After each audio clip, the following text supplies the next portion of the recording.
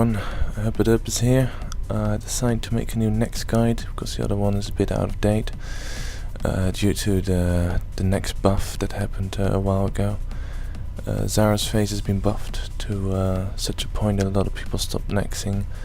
Especially for the tanks, you'll find that the Zara's face you consume much more food than you would in the past. But there are also good techniques to solve that, so I hope this guide will help you, and I'll guide you through everything again, inventory and all that, and I hope you guys can get the hang of it.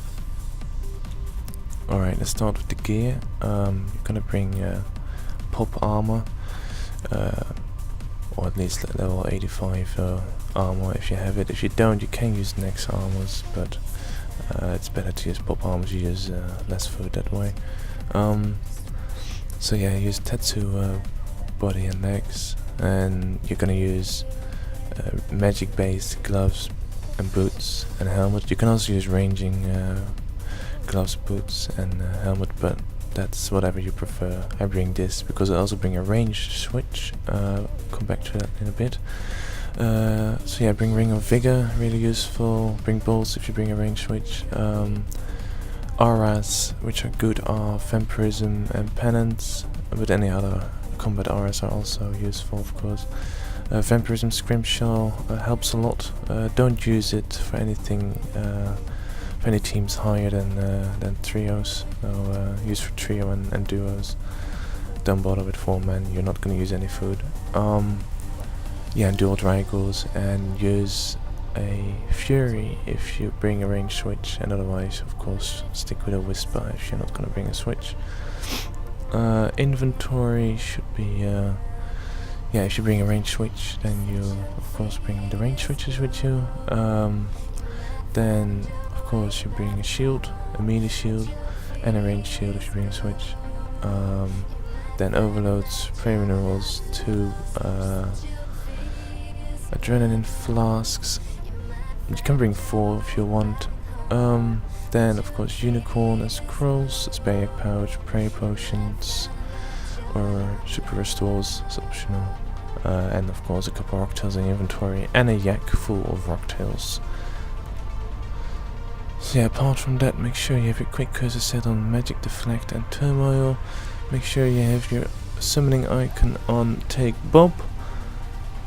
And you can check my action bars in the description down here of this video, because I'm not gonna add them in case I change them. Alright, well let's get started. Alright, on the smoke phase where you start, you can start in the middle, which is the best option really. So basically you're going to stand on the opposite of the rest of the team, and you make sure that you provoke Next as soon as she spawns. Make sure you use anticipation before that, so make sure you use anticipation before you're able to attack her. And then make sure you have melee prayer on, and you use backhand or kick, they're the same ability. Make sure you use that as the very first attack after provoke. And then you can use any of the other attacks. Use a threshold, so take adrenaline sip as well to start, and use assault. And whenever she calls the minion, or when she does there's no escape, you can surge out like you can see in the video. And then you're gonna go kill the minion. Make sure you use anticipation again, and take Next for the next phase. Right, the shadow phase is pretty easy as tank. It's the same as you always used to do it really. All you have to do is hit and run. You can use Berserk if you're good. If you're not that confident of yourself, then use Massacre. It's really useful as well.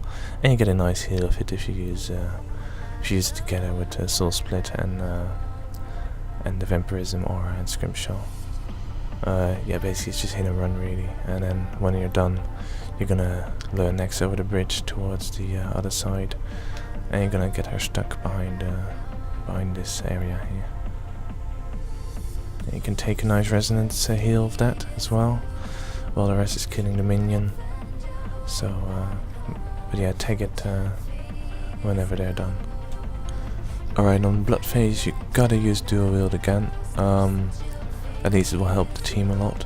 What you gotta do is you're gonna make sure it's the melee distance and you use debilitate first. This sometimes fails, that's just bad luck. Then you're just gonna get hit more. Make sure you have enough life points to start the phase with.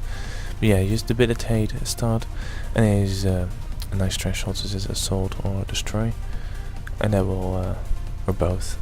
And then you're gonna end up with kick and sever.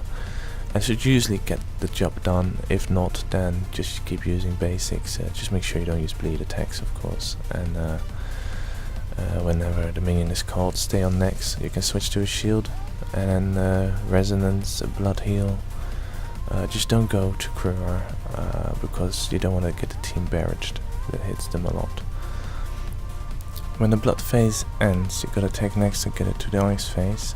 There's a little trick to understand which attack she's gonna do when you tag her, because you can do a contain this and a prison attack. It's best to start off with a prison attack, so make sure you tag Nex after she siphons. If you tag Nex after she's done a blood sacrifice attack, then she will do a contain this. So make sure you tag Nex when the minion is dead after a siphon and not after a blood sacrifice. So yeah, after you tagged her, she's gonna prison you. So what you're gonna do is you use, after you tag her, you use anticipation. You run away for a few squares and run back and use barricade straight away. And while you're in prison, you're gonna use slice and punish, for example. And then out of the prison, when you're out of the prison, you're gonna use backhand or kick and sever. And after 4 abilities, those 4 abilities, you can use resonance. You can get a heal of that if you're lucky. And you can use other basic abilities until she does contain this. And after they contain this, you just run to the minion, unless she didn't call, but she should. And otherwise you have shit attackers. So basically, you run to the minion, get your adrenaline up, make sure you have enough adrenaline for the second prison, which you can easily immortality. And otherwise they have to get you out, or you have to just eat up. And that's it. That's the ice phase. It's pretty easy when you get the hang of it. Alright, Zara's phase has changed a lot. They buffed Nex to such a point that she hits through Dead Lotus. No, she basically hits through max magic defense with her magic hit all the time. So there's absolutely no way you can easily avoid getting hit. It's massive, the attacks. You want to always have your prayer up, unless you use resonance, of course. Take your prayer off, get that nearly 5k heal if you're lucky. It's nice.